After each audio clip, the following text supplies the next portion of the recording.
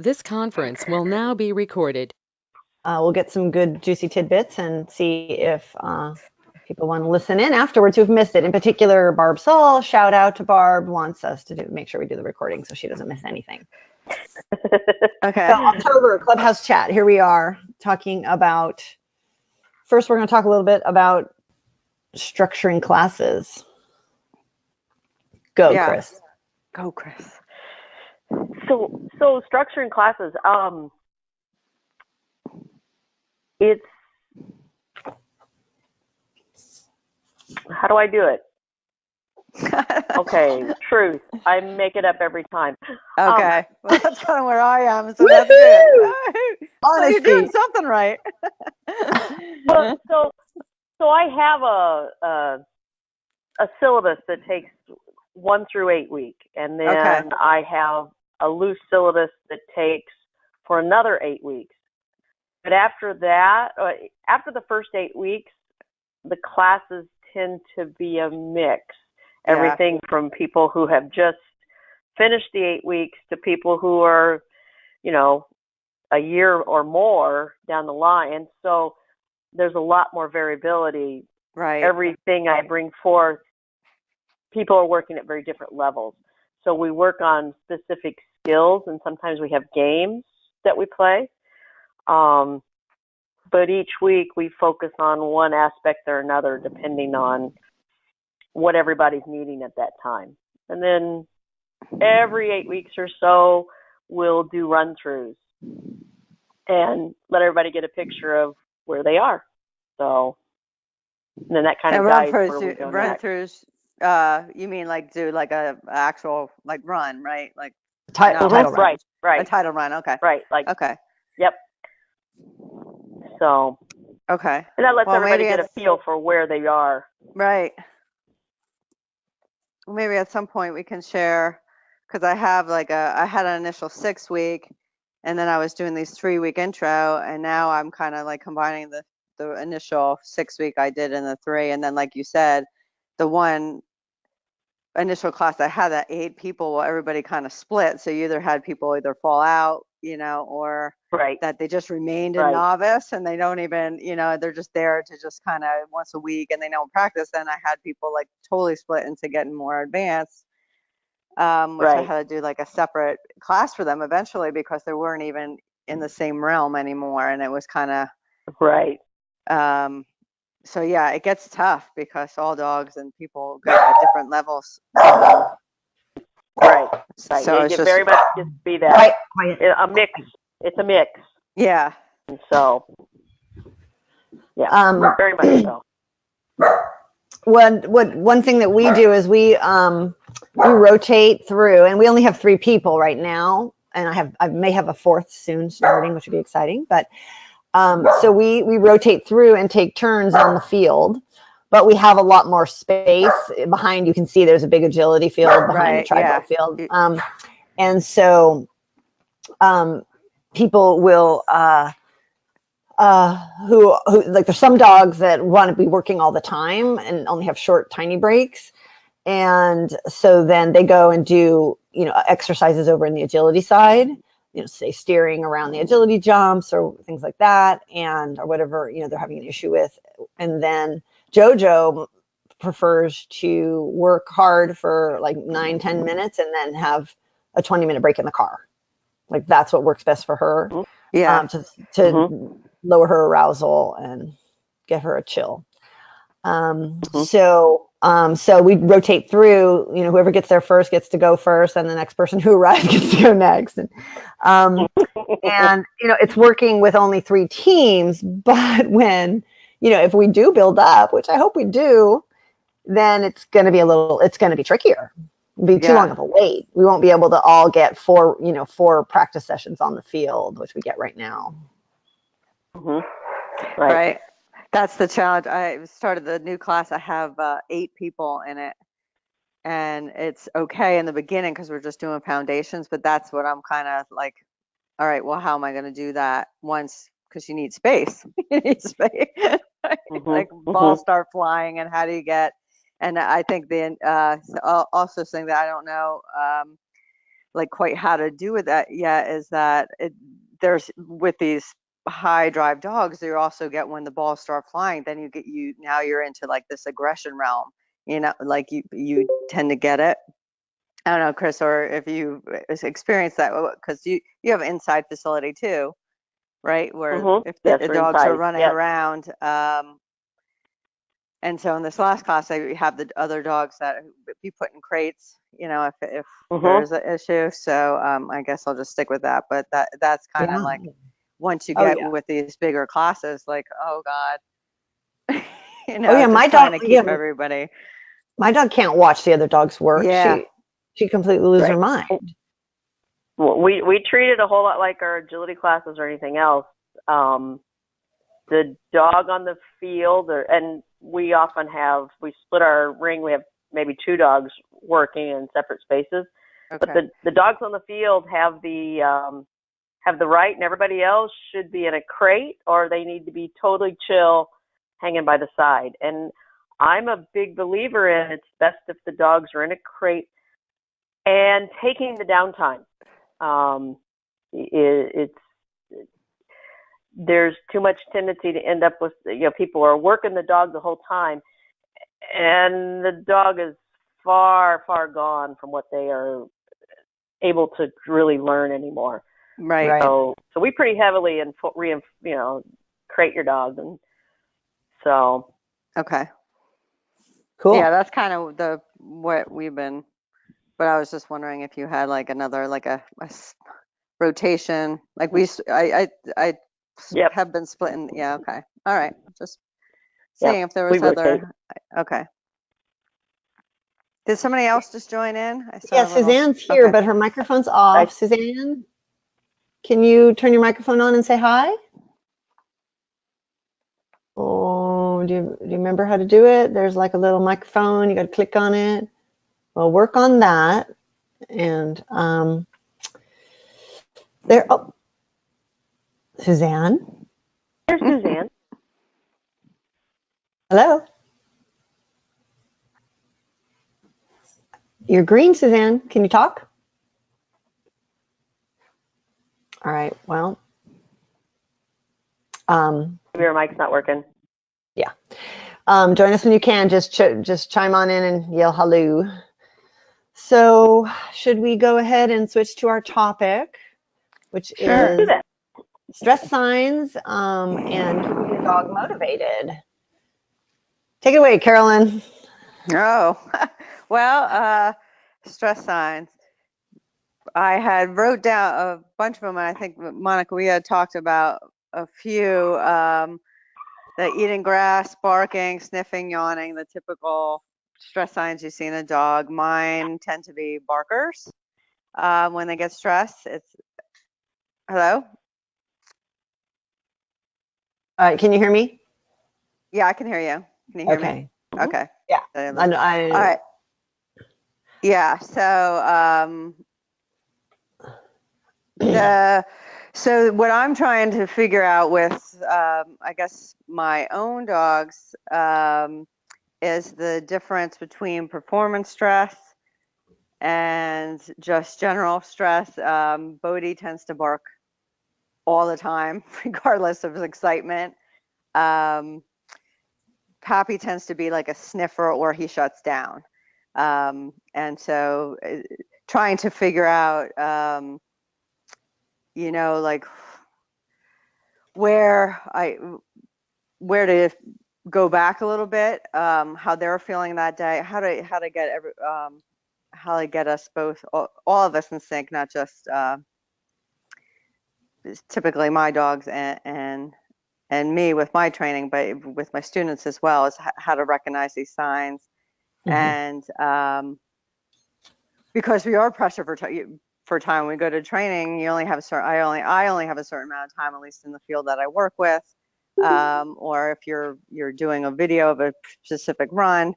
So there are just the pressures, and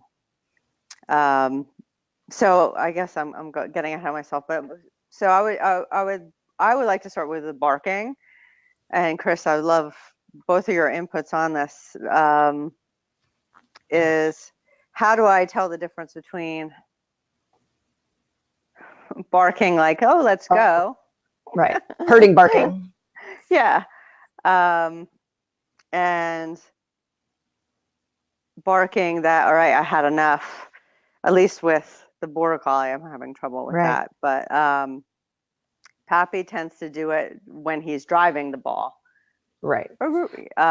So yeah, my thinking is that so JoJo barks on every yes. ball push, as you know, and so that's a loud barking as far as I'm concerned. That's herding barking. But where I see the issue is if she starts barking at me in between balls or when we walk out or I'm getting ready to give her a direction, then that tells me she's over a threshold and I need to calm her down. Yeah. And then I do just a tiny bit of obedience, put her in a sit, take a deep breath myself. And then the other barking incident for her is if I go to send her out, and instead of going out, she stares at me and barks. And that for me is that usually is happening, and it's happening with our other dogs on our team too, is right when we start to take away the treats. There's this, you've been treating me for every ball, and then you're like, go out, and they're just like, where's my treat first, is what it seems to me. And so the thing that's been working for all of us is when we take away the treat, that from the very beginning, when we start to take away the treats between balls, that we make a point to, we've of course up till then paired verbal praise with the giving the cookie. And so we take a moment to tell them they're good, like, 3 to 5 times. What a good girl, you're so good. Then hand target, go out. So there's still that moment of getting the positive reinforcement and then the direction, as opposed to they bring the ball in and immediately just send them right back out. Like, she couldn't handle that. Still, she can't really handle that. She wants that moment of praise and acknowledgement and then refocus to go out and get the next ball. Right. Yeah, I do see that you do that in your runs, and I mean, just to say, and I think I had explained that with my little one. If I hesitate, and same with agility. That hesitation to him means I'm going to go around stiff and get distracted. So like I had quit, and even on his initial send, that's why I was so quick to send him out. For Pappy, if I'm not moving or animated, or I stop for split second, that's when the sniffing stops. So like even in agility, he has no start line stay. I just pretty much grab him and I start running, because if I let him sit for a second, the terrier comes out. I really can't. Now, and with Bodie, if I stop that momentum with him, then he gets more barky. I mean, I think that's why I think I was telling you about, like, I'm trying to go back with just basic obedience with him and see if I can do like kind of what you're doing, is get him, like, when he comes back after ball, get him redirected and then send him out. But he almost just seems, right now anyway, he seems very confused about that. Like, it seems like, you're aware that you have two really different dogs, right? And so they are gonna need different kinds of approach. What do you think, Chris? Yeah. So I've thought of a lot of things while I've been listening. Hey, good. So now we're gonna have a log jam. So a couple of things have come to mind while I was listening to what you guys are saying. And of course, we've seen all those things in our area where we're practicing. And there's some things that we've done to try to make the transition away from treats. And one of the things is because we do a lot of skill building type exercises. So they're separate from just what I call the gameplay. You walk onto the field, take off the leash, and there's the setup of balls, and you run. So we play very specific games to build the dog up to not expect a treat, say, after every ball. At first yep, we bring in 1 ball, we get a cookie, and maybe we bring in 2 balls, and maybe 3, and then back to 1. We build up their ability to go longer between getting treats. And if it is a very high excitement dog, where they're running really fast, then usually they're having a lot of fun doing the run out and pushing the ball. Right. So it's a little different because we've got a couple dogs that are much slower paced. That yes, they're working shelties. I am doing my job. I am working. They're having fun in what I call the sheltie way because they're working. That's what they like to do. Mm-hmm. But it's not like what I call the high flying border collie who's just wing it out there having a blast. It's Right. different fun. So the pattern could be a little different, but we build them up with their ability to go without the treat. And so they're starting to expect that they're not always going to get a treat after every ball. But another thing we do is we actually practice. So one of the things is when we go to trial, to actually do the official run, our behavior changes so much. Yes. We humans just go crazy nuts changing our behaviors, and our dogs know it. Yeah. We have gone from relaxed and having fun to we're freaked out because it doesn't matter whether it's live trial or videotape. Doesn't matter. We all It doesn't. go It really goofy. doesn't. I think that's funny. But Yeah. yeah. Our behavior changes so much, and then our dogs don't know what's going on because they read every one of those signs. Mm-hmm. And unless we're pre-novice, one of the first things that happens is we don't go out with the treat bag, Mm-hmm. which is a big signal. Hey, it's all weird.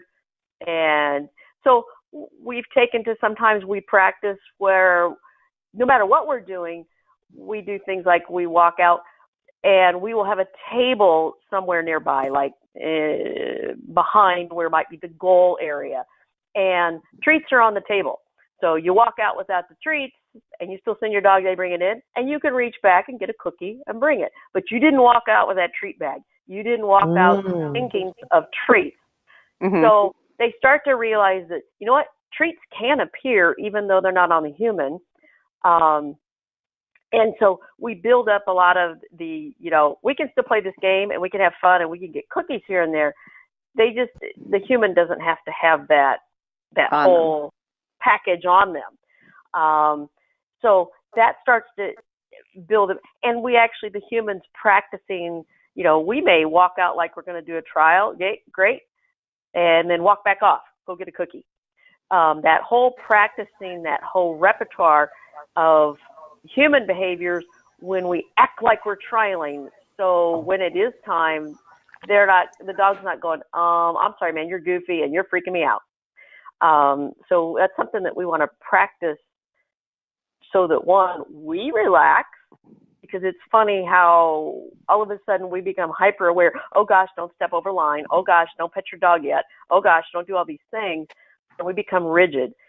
So forcing ourselves to practice that way helps us not be quite so goofy from the dog's perspective. So that helps take away some of the stress signs, because the dog has started to realize, oh, no, this is normal. My human does act this way sometimes. Maybe not always, but they do, and it's okay. Get them used to the idea that the human may not have cookies on them, but they still somehow manage to produce them. All that building up. And then combining with games where we're doing things specifically to build their, I call it a duration. How many balls can you bring in before you get a cookie? All those things kind of compile together, all different aspects of getting the dog used to bringing more balls. No, you don't always get a cookie. And yeah, my human acts funny sometimes, but it's okay. So all those things came piling. That's great. Yeah. Do you have a list of those games? Can you take some videos for us? We need that in our training archive? Yeah, I've got all kinds of stuff. And in all fairness, a lot of the games I get, I've broken out pieces of things we play in the World Tri-Ball League where it's not the game. You do all kinds of different weird stuff. And you start finding, whoa, this right here is a skill, a thing to work on. To help build it. So yeah, there's all kinds of things we could write up and start playing with. All right, we will be contacting you for that. And any chance you get to have somebody videotape when you're doing some of your games, that would be great. Sure. Yeah, I always say I always try to blow up their heads. It's one of my goals in class. Blow up their heads. Yeah, I always want the people and the dogs thinking, having fun thinking, not just going out and doing rote stuff. right. Well, I'm glad that you said that about the going off, because I think that was why I made my little bullet point things, and I did start having my students that were practicing for their, the one with the novice, and I started doing with Pappy, which I never really had to do with Bodhi so much, because like you said, the border collie work ethic kind of just kicked in, and he's just like, he has his moments after the 6th ball where he's like, okay, and I think with him in particular, he just gets bored. He's like, yeah, I get it, bring in the ball, but that's just his, he's just high drive. But Pappy is more, he's more like your typical dog, where he's like, well, where's the treat? I'm not working anymore. Because he doesn't have that border collie. Like, I work. He's just like, where the hell is it? So I actually just did a thing where, so now that he's going to be work on advance. So after 3 balls, I go up to the side. He gets like a ton of treats before and after the field, going back off. Then I do 3 balls, then just 1, just making it so random that he gets it. And then I know I just did that thing I was telling Monica and I did a little blurb on the Lotus ball, where they're actually getting treats in the field more than actually in the goal. So that, like, cause I think that trouble that I'm running with my students is that just getting the dog to go out can be an issue, further away. So just rewarding randomly, either in the field, at the goal, like where the dog doesn't really know, but like that going even to that mat that's 40 feet away, you won't know. You might just get this awesome treat out there. You might get it off the field, but that they understand that, the reward is coming, but it may not. And I have I had trouble myself doing that, but I have a trouble getting that across to the students, that random reward thing, that or that's a hard thing to sometimes get across to people. They either want to over reward or they don't want to reward at all. Praise instead, like the click and the yes can be that marker that it's the bridge, the bridging before. And what did you say? Duration, right? That right. It's all a duration. It's all becomes a duration behavior. Yes. And what is the real duration? And it's fun watching. We think they're not, but I've seen several examples where the dog has been repeatedly. They're up to 6 balls. They bring in 6 balls. They bring in the 6, and when there's 8 balls out there, the first couple times they bring in 6, and I've had runs up. And they sit, and they're like, okay, I did 6. Cookie. I have an advanced run. I don't know if you looked at my advanced runs for JoJo, but no, there was one in particular where she laid down after 6 balls and looked at me, and I'm like, there's 2 more, out you go. She says, I did 6, give me the cookie. Yes, they can count. They can count, that's right. And if you pattern them, you buy it sooner or later. Yeah, exactly. Well, so one of the intermittent things that I like to do is, so we haven't been very good about doing games, but I try to keep people not, so let's say they're working on 6 balls, and they have a tendency to want to just go out there and do 6 balls at, if let's say they're up to 30 feet and they're working toward 35, and over again, they want to do 6 balls at 30, 6 balls at 30. And I'm like, no, you want to sometimes do 6 balls at 20 with no treats, and then go back to 3 balls at 35, with a treat on every ball, whatever, and mix up both asking for more distance with less balls, and then asking for more duration with less distance.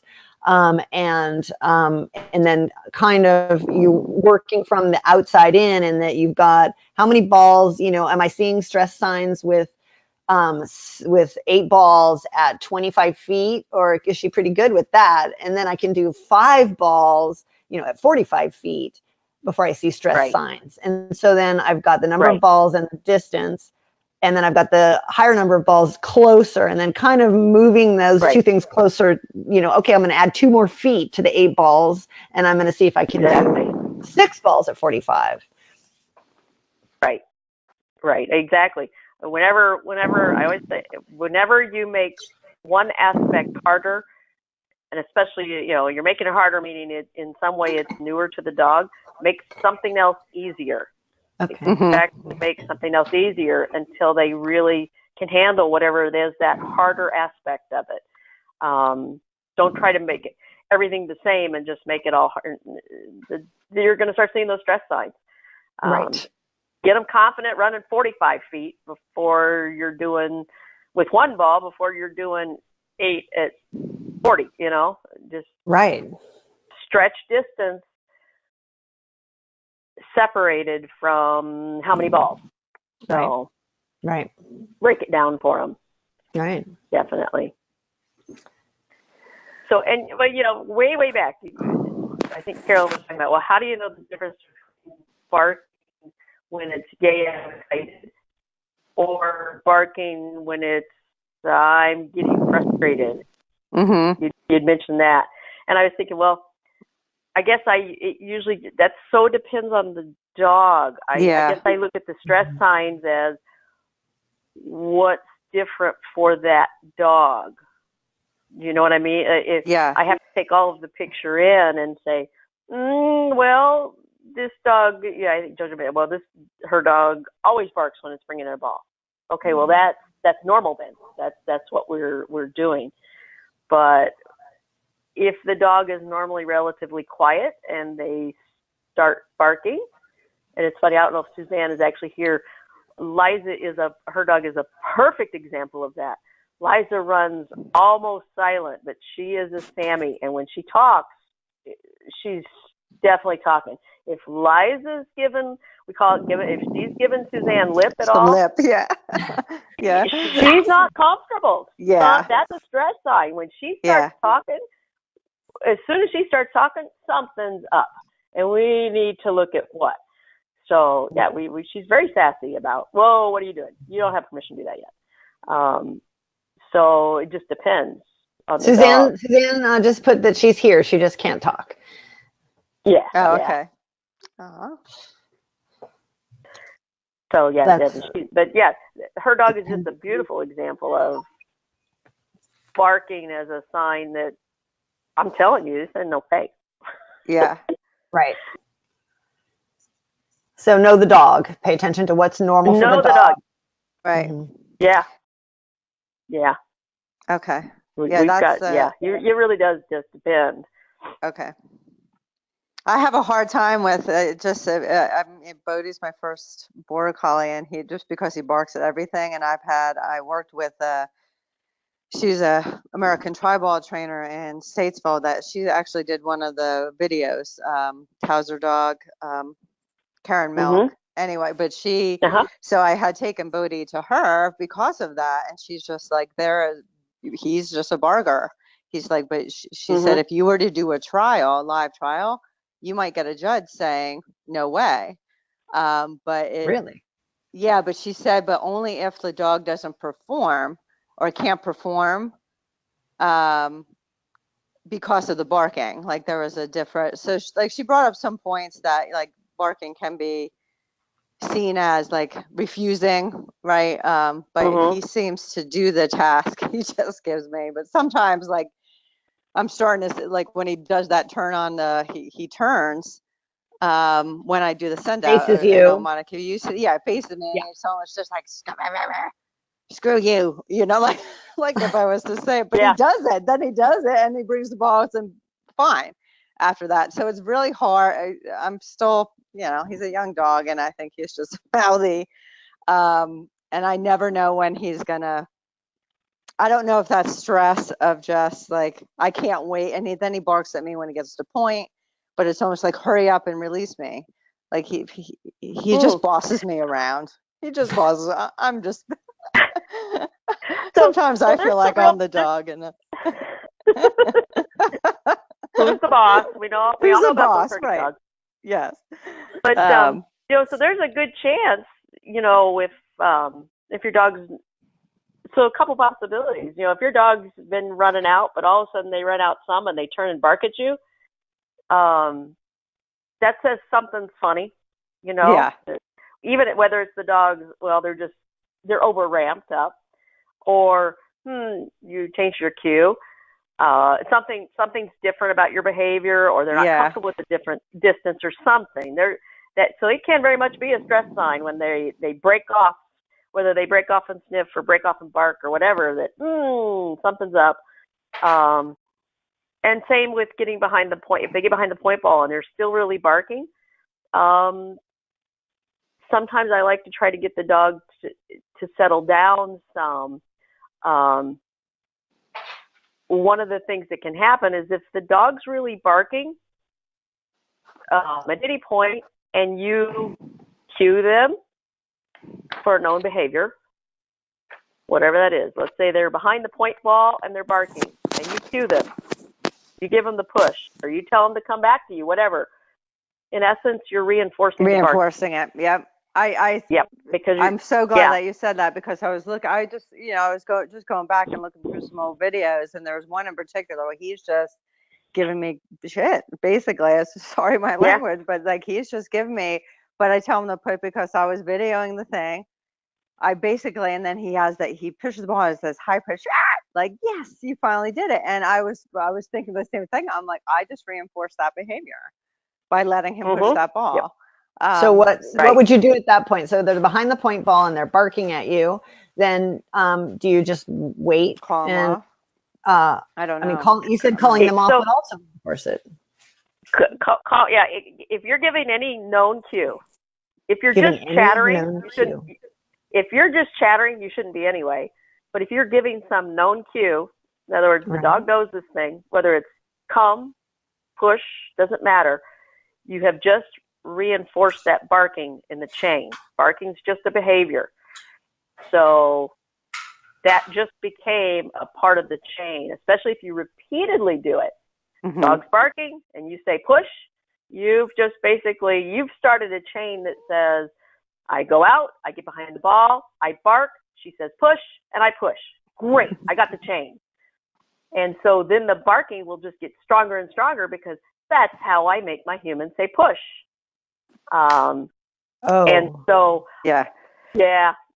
So what do you do? What do you do instead? How do you break that chain? So I'm going to go back to, I would go back to very close.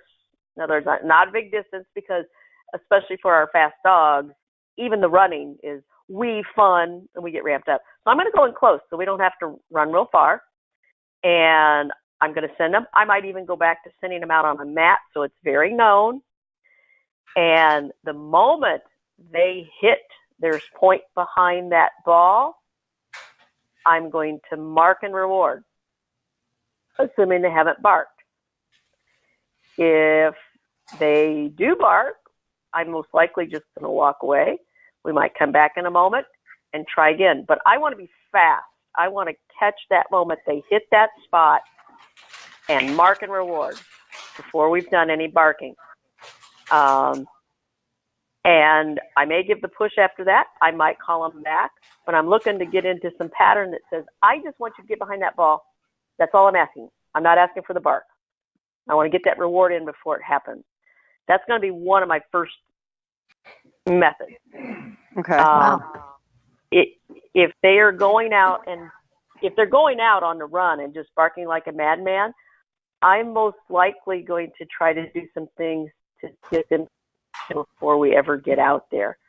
One of the things that's really difficult is when we have really highly excited dogs, it's hard to tell the difference between when they're really frantic and just crazy and barking to when they're just being vocal and they're just running and barking, getting in spot. Yeah. If I think the dog is showing anything like a frantic behavior, we just did this in a class. We had a young dog, was doing a whole lot of just suddenly became frantic. she just asked for something a little more than the dog was ready for. Dog started throwing all kinds of behavior, sniffing, pawing the ball, all kinds of stuff. And all I had her do was just stand still. Wait until the dog settles down. As long as they can't go run around too far away, which this situation they couldn't. They can't go find cookies on their own, and they can't go find balls to push. I had her just stand there, hold the one ball was there, and just wait until that dog finally settled down and chilled and offered her a chill.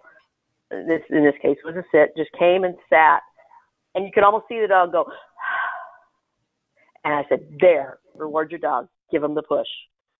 So the dog is learning when they come back in and with that calm state. Now is when they get the release to push the ball, not when they're throwing bark, bark, bark, bark, bark, and running and flip and paw and all that kind of stuff.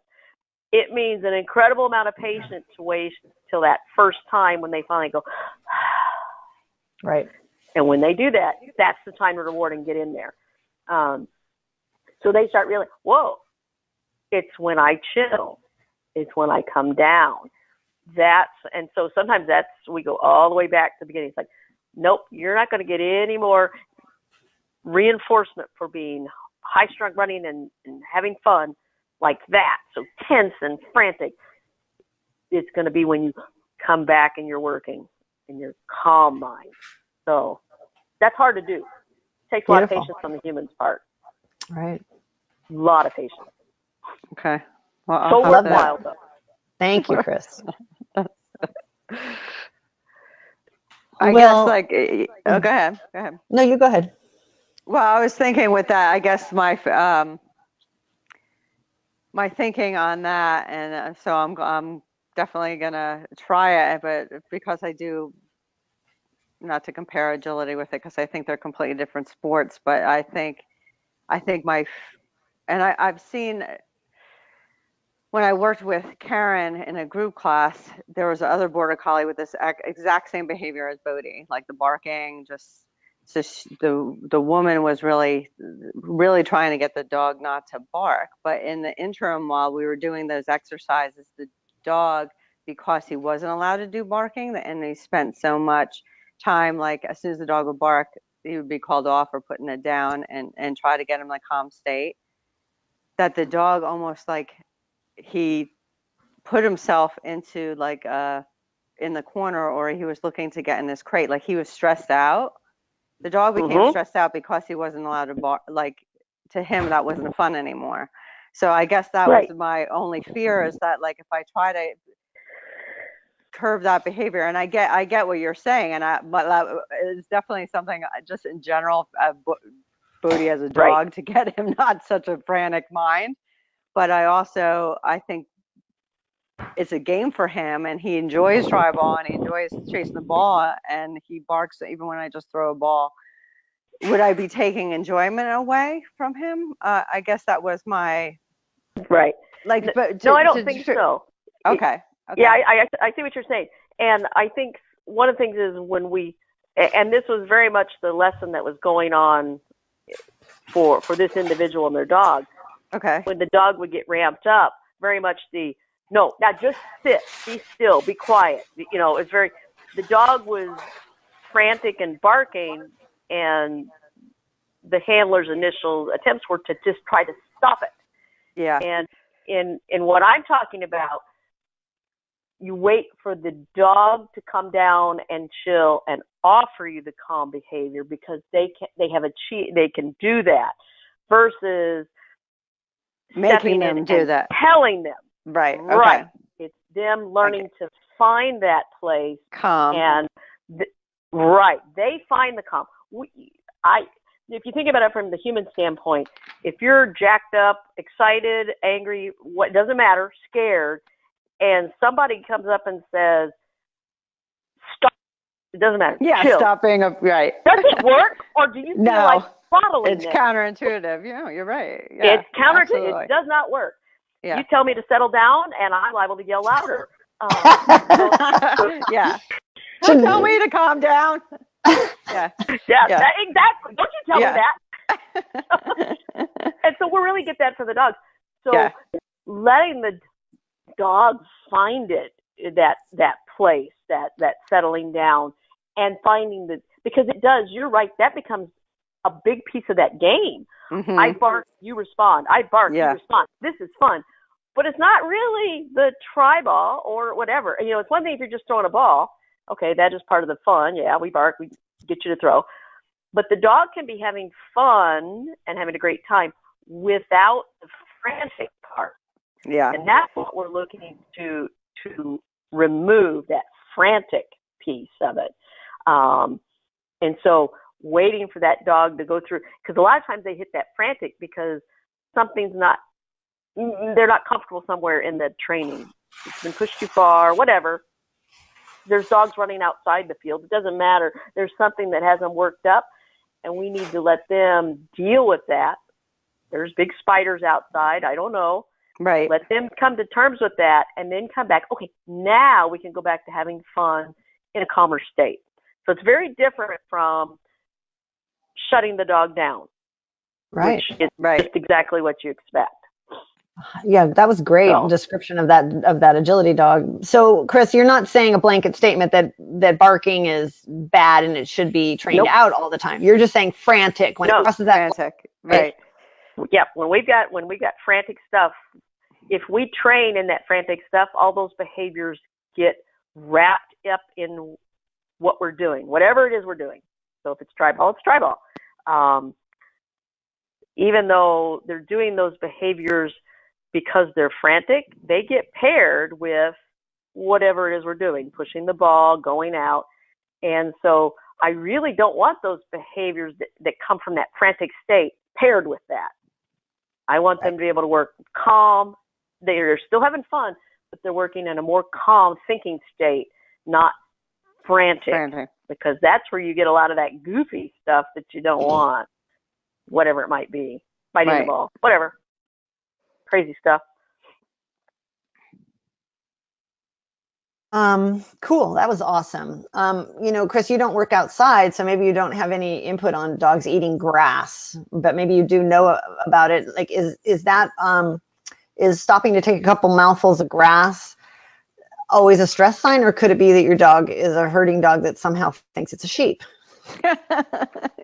No, I pretty much because I train for World Tribal. We work outside and that sort of thing. And I take stopping to eat grass as that's a stress sign. If we're actually working, if we're having fun and if we're working and we're training, that grass is not attractive. Right. If your training has degraded to the point that the grass is more interesting, that's a bad sign. It's a really bad sign. You not only didn't lose it to sheep poop, you lost it to grass. Okay. So no just saying, oh, my herding dog loves grass. She's taking a break. No. Don't feel bad. Monica, Pappy finds grass more interesting sometimes too. He's just that clover is more interesting. Yeah. It's definitely a sign that we've lost them and we need to make it easier, make it more fun. Yeah. So, or maybe stop because maybe we've worked too long. We do that. The dog's just like, okay, I'm done. Right. Wow, you guys. Well, all right. So we talked about grass. So I mean, pretty much the other behaviors we have are freezing, not working, trying to get out of the ring. That's a really bad sign. That's a really So those they're pretty much all. It doesn't matter what stress signal the dog's using. We're going to respond the same way by trying to figure out what we've done wrong, giving them a break first, probably, right? I mean, number one. Yeah, that's the number one thing. If you're getting a stress sign, stop. Okay. I always say, put the clicker down. Stop, because something's wrong. You need that moment to stop and go. But so when I say stop, I mean stop training. Maybe you stop and you play with your dog. Okay, come here and tug for a minute while I go think, because I don't. You don't want it to become the dog stressing, and if you suddenly it's like game over. Yeah, go put him in the crate or game over. Well, okay, That's all bad That's too. not fun. So Yeah. maybe it's time. Okay, if you start seeing your dog, okay, it's time to play for a while, and then you stop, and then I'll go do some thinking and try to figure out where did I go over the line. Right. So. All right. So just to recap, then you stop training, play with your dog. This is not a punishment. This is not a timeout. And then do some thinking, evaluate what you were just working on and what you need to change to, make it more, less stressful, more rewarding. And it may be just you need some better cookies. Better cookies. That's great.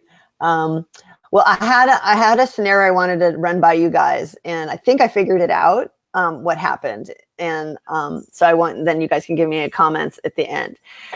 So, through intermediate, JoJo was just go, straight to the point ball, never a problem, never a pause. And then when we started working up to advanced, it took us 15 months to get those 10 feet and 2 balls. Really, it felt like forever.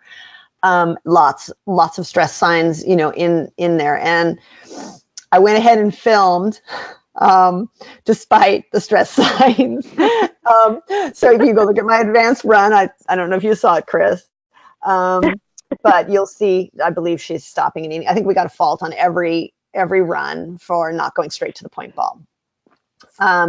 So I thought it was good to post some videos that also had errors, right? So that people don't think it has to be perfect. Yeah. But so as I was trying to deal with her not going to the point ball anymore, this is like suddenly she's not finding the point ball, and that hadn't been a problem. I wanted to make the point ball more rewarding. So I started emphasizing, go to the point ball and then I throw your ball out for you, or I run out there and give you a treat behind the point ball. Okay. And so then that worked. She started running straight to the ball again. Awesome. But then when I asked her to push, suddenly she stopped pushing, because she's like, now is when you throw my ball or run out here and give me a treat, right?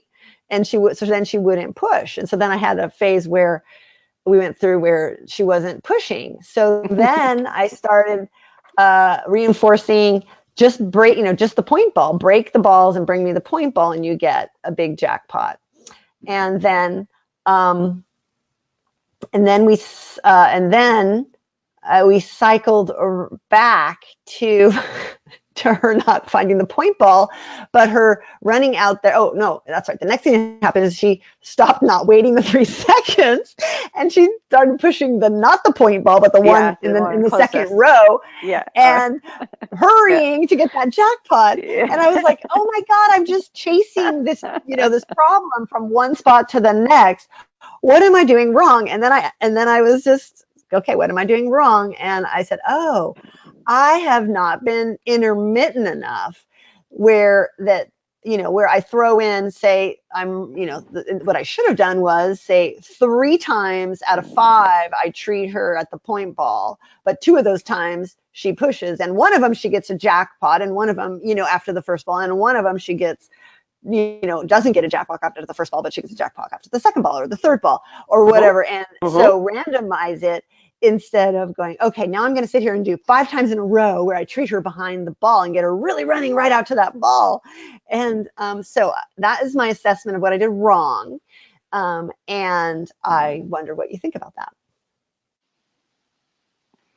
I think I probably agree with that, with your assessment that so one of the things that I think we forget is that when we go from 3 to 6, the triangle doesn't change in the ball's positions to each other don't change a lot. I know. When we go to 6 to 8,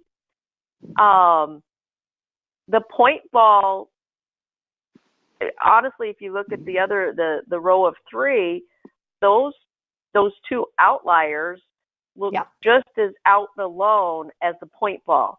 Yeah. So it really changes things. And when we go from up to 8, the point ball now, when you push it, it has a ball immediately in front of it. So I think from a dog's perspective, it's harder when they push. They get more resistance. They're not just splitting the ball. Resistance. They've got a ball right in front of them.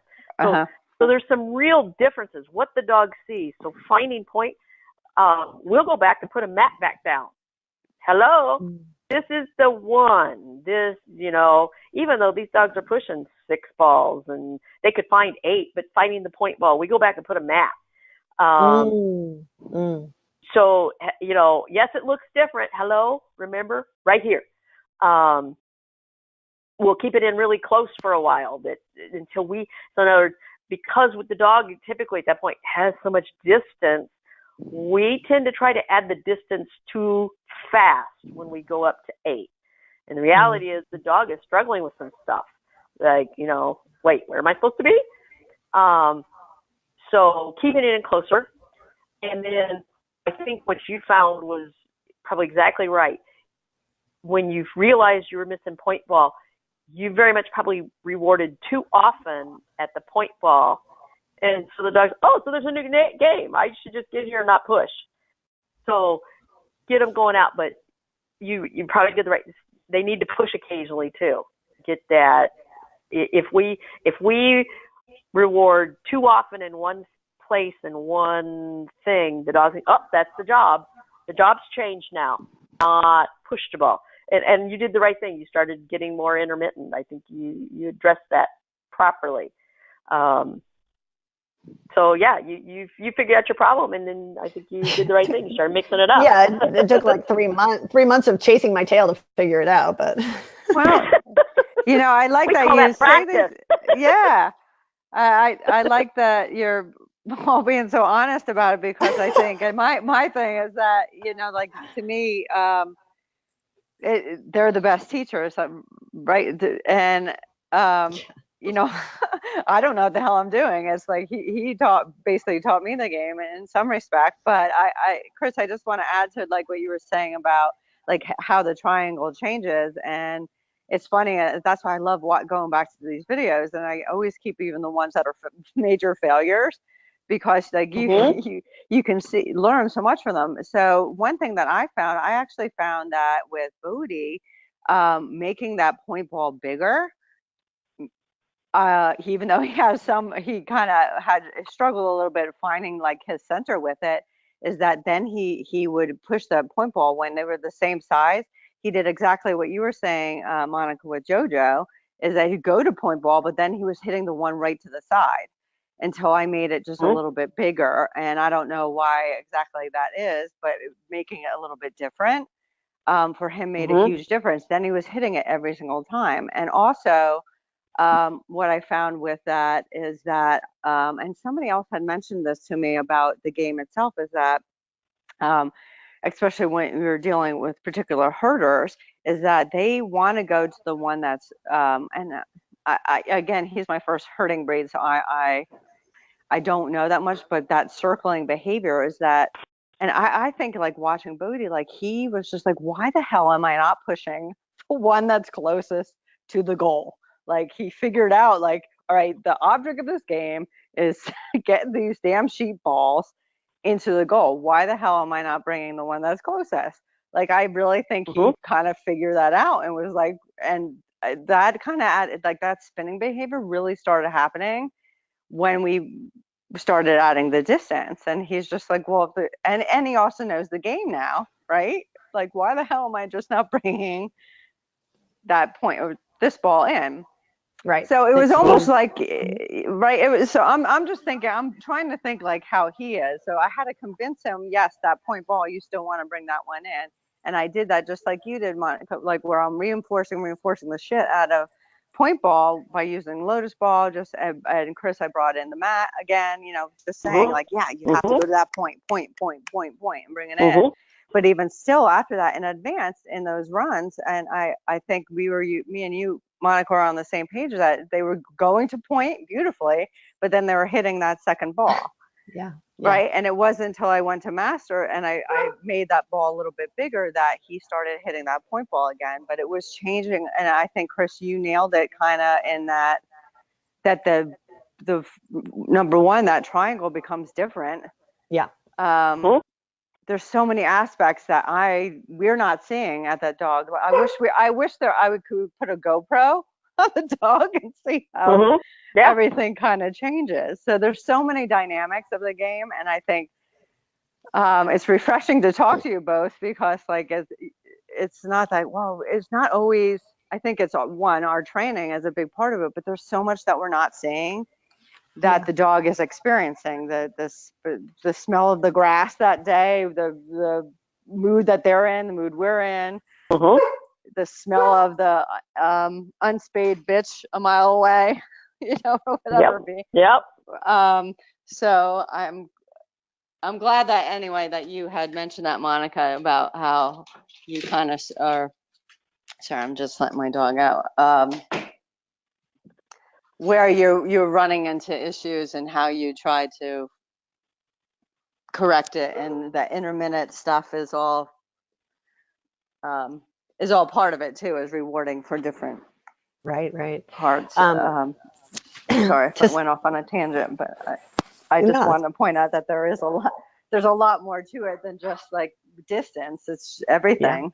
Yeah. To speak to the 8 balls, I'm glad you mentioned that, Chris, because it wasn't until I started trying to add, and go to 8 balls that I was like, oh my gosh, this freaks her out. Yeah. So, I mean, it didn't even occur to me until the first time I sent her out to that formation, and she just looked at me like I was crazy.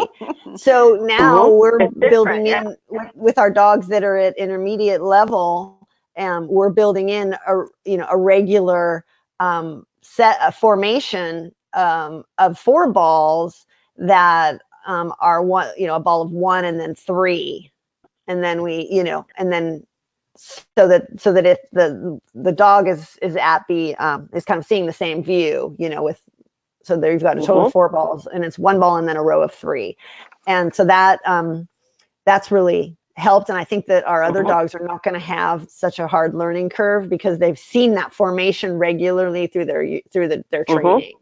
Where for JoJo, she never ever saw it for 4 years. So I'm going to mess with your heads a little more. I like to do that. Yeah. Another thing that I think changes from the dog perspective, especially by the time we start getting to 8 balls, is I think the balls don't always split up. I think about the pool break. They don't always, with 8, they don't always break. In fact, a lot of times dogs almost end up picking off the point ball instead of driving it through. So if you think from the dog standpoint, I went out one time and there's this triangle, okay, and I get behind, okay, I do find the point ball. Well, the next time I go out, it's still kind of a triangle. Which one am I supposed to take? So we have one dog in particular, and we've considered it with others. The dog was really stressing. It is what we think was happening. Dog was really stressing over when the dog went out. Was it going to go out and sit behind the particular ball, or was it going to go out and push the ball because you've already broken the triangle? And so with that dog in particular, what we taught is she has a very specific go out mark. So from the moment she sends the dog, her cue is she uses away and combine, is away mark or combine mark, depending whichever side. And when she uses her mark, from the moment she sends, the dog knows it's going to go out, it's going to find the point ball, and it's going to, hers is a sit, going to sit behind the point ball. Any other time she sends the dog, it's away or combine, push, from the moment she sends the dog. So it helped that little dog to know that I am going to go out, I'm going to sit behind the ball. I like knowing that. Or I'm going to go out and I'm going to push the ball. And that took so much stress out from the dog. And he also, because now he knew from the beginning, if she says away mark, I know exactly what I'm going to do. I'm going to go out, run that triangle, I'm going to sit behind the point ball. And he started hitting it square every time because he wasn't in confusion. Is this a go out and sit? Is this a go out and push? What is it? It cleared it up for him. That's nice. So I like something that. to considering. Made a huge difference for that dog. Well, and then it'll come into play as we bring in our new game where we're bringing in specific balls. So that's nice. Well, you So guys, were you saying with that that the dog went to a specific mark? Because this was something that I was thinking. I have a dog in particular that just needs that real clarification, and Bodhi probably needs it too. But to send them to the same point every time, and then send them to the right ball. Is that like every time they go out? It's not. So for this, well, no, for this dog in particular, when she gives the away or come by mark, when she sends the dog, it will be in a triangle formation, and the dog will go out, and it will stop behind the point ball. Okay, so this is specifically just for point. Point only. Okay. Okay. So yeah, hey guys, and that's what helped that dog. Okay. We have another dog who hopefully you'll in a couple of weeks. We're hopefully videoing. It's a deaf dog, and so yeah, and an incredible Sheltie. And so we had to rethink everything because there's none of this go out and keep telling the dog whatever direction was away. You know, once the balls are broken, the dog goes out great and does the point. But once the balls are broken, to be able to redirect the dog to a different ball, well, you can't just shout a verbal.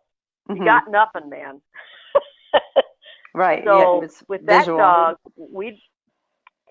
if the dog, so that dog in particular, we've trained the dog. So for the triangle, the dog definitely goes out and sits behind the point ball. But for every other ball, the dog, no matter what, has to go out and stop behind the ball and wait until it is given the push cue, even if it's only for a second. Because if the dog has picked the wrong ball, Sandy has no way to redirect the dog so that dog is every ball. It stops behind the ball before it taps and waits to be cued. And so something that we don't have to do with the other dogs because we can just shout directionals. Well, guys, this has been amazing, but we're at 70 minutes. It's nice talking with other trainers. Yeah, There's not many of us out there, right? So really appreciate both of you coming and showing up today and having this great chat. And we've got lots in here that people are going to want to listen to. So I'll be definitely doing a replay and maybe making some excerpts as well. So Thank you, Monica, for implementing this. This was fabulous. And very nice. Yeah, thanks again, you guys, and we'll say good night and stop the recording. All right. Okay. All right. Thanks, guys. Talk to you later. Good night.